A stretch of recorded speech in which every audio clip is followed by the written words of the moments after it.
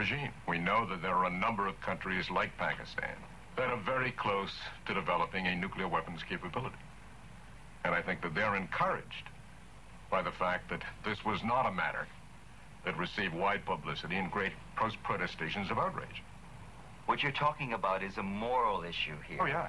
We have documents that prove that NAZIR VAID, this innocent businessman from Pakistan, is not innocent. He was working directly for the bomb people. Nobody seems to be angry at the thought that Zia would send his people here to operate against us. Well, I think that is the missing ingredient. I'm not so concerned about this particular Pakistani businessman. You know, it doesn't serve my cause to have him rot in an American jail for 10 years. What I'm concerned about is that he was acting on behalf of the government of Pakistan. Now, that to me is the outrageous part of this episode, that we did not make a public protestation that would make it clear to General Zia and to everybody else in the world that we view this with the utmost seriousness. You do understand that there are those in the White House and in the Senate, some conservatives, who argue that what Pakistan is doing for us in fighting the war in Afghanistan is more than enough reason for us to look the other way in terms of Pakistan's nuclear bomb development. Well, let me comment on that one. Granted, there are some benefits to the United States in having a close relationship with Pakistan. Are there benefits for the United States to have a close relationship with a nuclear-armed Pakistan? Is that going to make them a better ally? Is that going to advance our position in the world? It would seem to me that it would put us in a position in which we would have less ability to utilize Pakistan to our common interest. In addition to which, if I know anything about Russian reactions, they would regard a nuclear-armed Pakistan as being a much more attractive target than it is today. And they'd be much more apt to engage in activities intended to destabilize the existing government and turn it into a government that is more sympathetic to the Soviet Union. Now, is that a healthy development for us?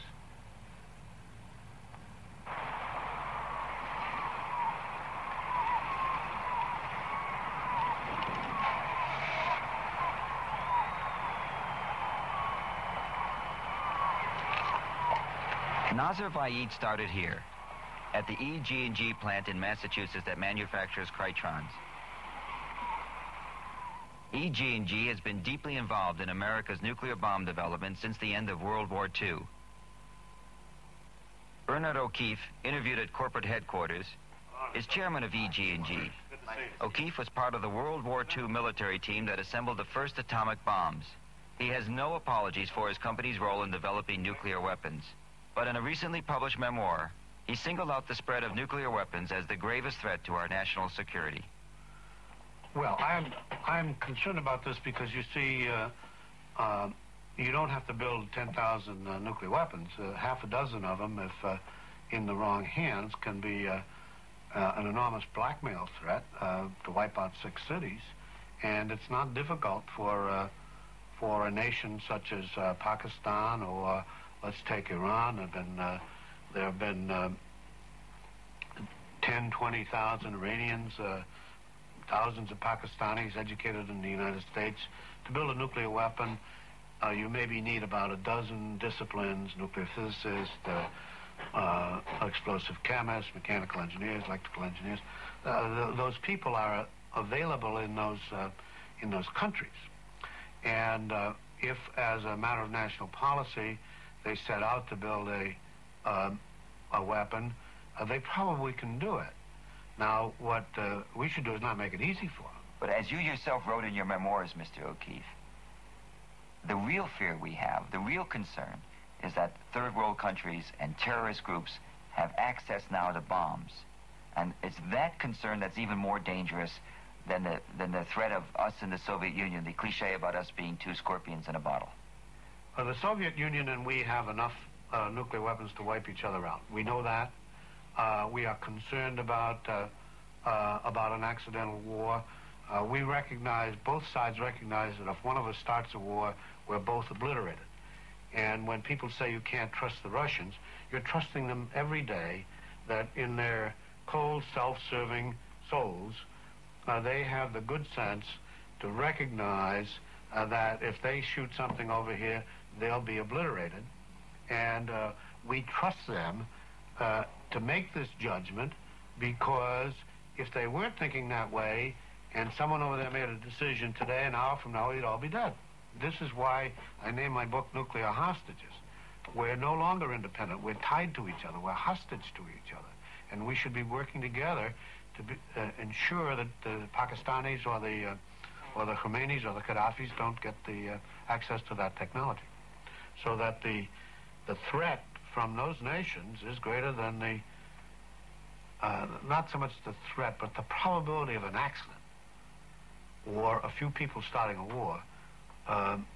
Sarajevo, for example, is greater from those nations than it is from the Soviet Union.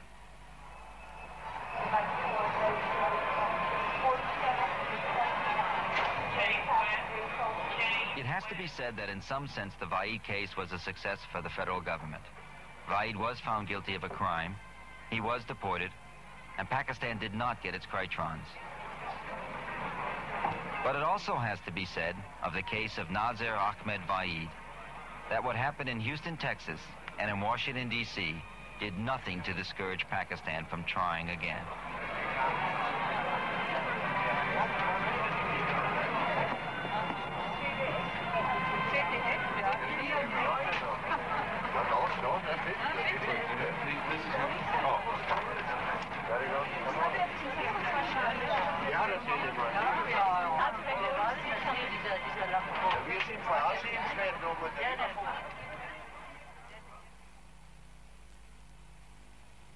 An update.